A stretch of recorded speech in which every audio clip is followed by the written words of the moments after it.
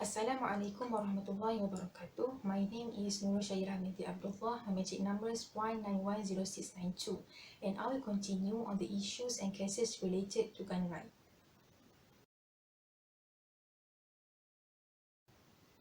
So first, let us take a look at what had happened in Las Vegas for the past 3 years. On the 1st October 2017, a music concert that was held in Las Vegas was attacked by a 64-year-old man from Nevada called Stephen Paddock.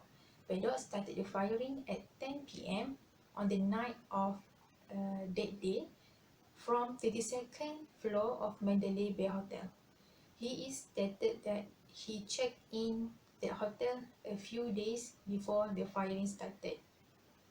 So in the attacks, Paddock used an arsenal with 23 guns, which 12 of them are upgraded to bomb stock. So for your information, bomb stock is a tool that is used to fire guns with rapid succession.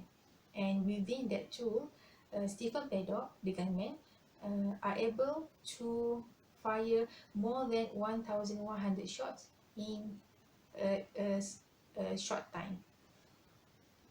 Although this firing lasts only for 10 minutes, many of the crowds that attend the music concert was injured, and 58 of them are died. This is because the usage of the bomb stock.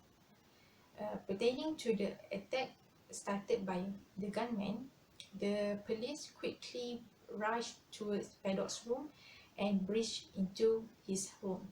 However, 1 hour after that, Paddock found dead in his room due to self-gunshot wound at his head. And according to police, the motive of his action remained unknown, although he already planned the firing meticulously. Regarding this issue, the citizen demands for the gun control legislation. In response to this, President Trump was open to the banning of the usage of bomb stock only after he knew the bad side of the bomb stock. And 1 year after the incident, several states already banned the usage of bomb stocks, and another additional states are also considering the same for the safety of their citizens.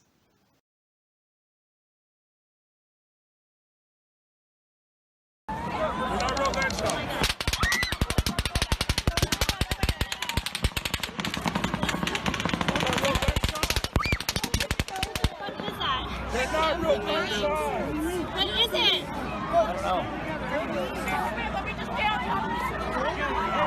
Just some real kids. I know, but I have to stay on top of you. You don't understand. I have to stay on top of you. Don't take that much. We're gonna get trampled if we don't go. We're going to get trampled if we don't go. Let's go. Come on. We're going to get trampled. Oh my God. Wait, go.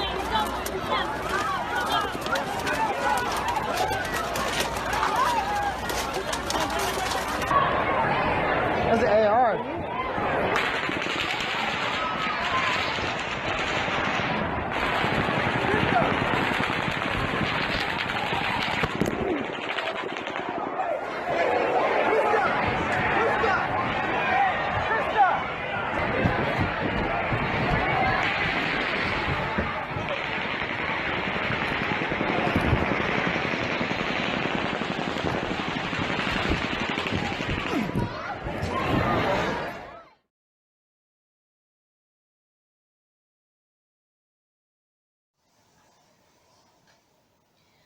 Next, I would like to tell you an issue that I think majority of us are aware because it is quite close to our heart, which is the incident that happened in Christchurch, New Zealand.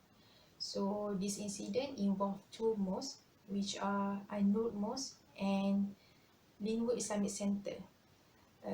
Regarding this incident, it is stated that the motive of the gunman starting the firing is due to Islamophobia and white supremacists.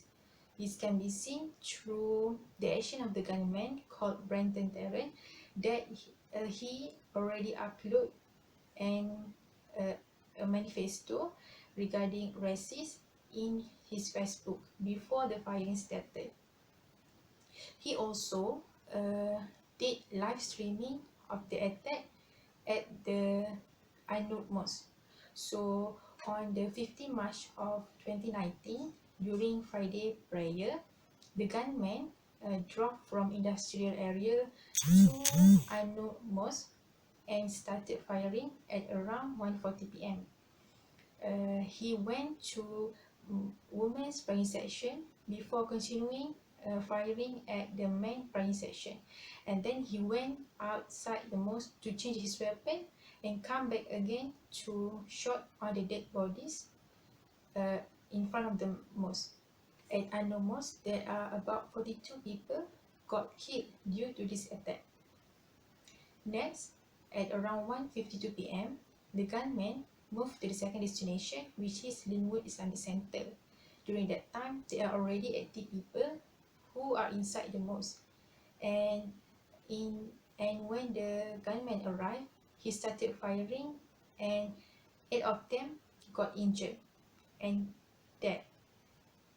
So, according to the Prime Minister of New Zealand, Jacinda Ardern, she stated that the gunman obtained the license of owning gun at November 2017. However, he is using the license he got in a wrong way, which the result from this incident made Jacinda Ardern to plan in banning in nearly all type of weapon, so that there are no more deaths in the future due to the gun violence.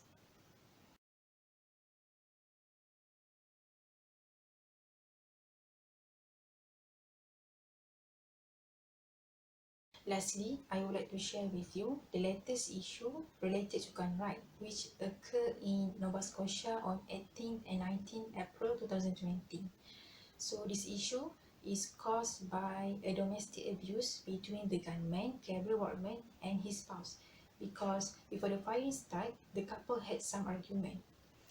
At around 10 p.m. on the night of 18 April, the police got an emergency call from the resident at Portapic, which the fire took place. And when the police arrived at Portapic, they found out that there are already 13 dead bodies inside and outside several houses at Portapic, which some of the houses are on fire. According to a witness that survived in the gunshot, he told the police that he saw a man who was wearing a fake police uniform and was driving a replica of police car. So, on the morning of 19 April, the police contact the spouse of the gunman to ask for confirmation. And after that confirmation, the police publicly announced that Gabriel Wortman is the suspect for the active shooter that happened in that area. The police also warned the residents to stay in their home to avoid any death. And from this incident, there are 22 people got killed and 3 are injured. This incident is regarded as the deadliest mass shooting that have ever occurred in Canada, as it happened in 16 places in the Canadian province of Nova Scotia. This involved many places, and it threatened many lives. Due to this incident, the Prime Minister, Justin Trudeau, announced bans to 1,500 models of military type weapons, including those that are used in the attacks.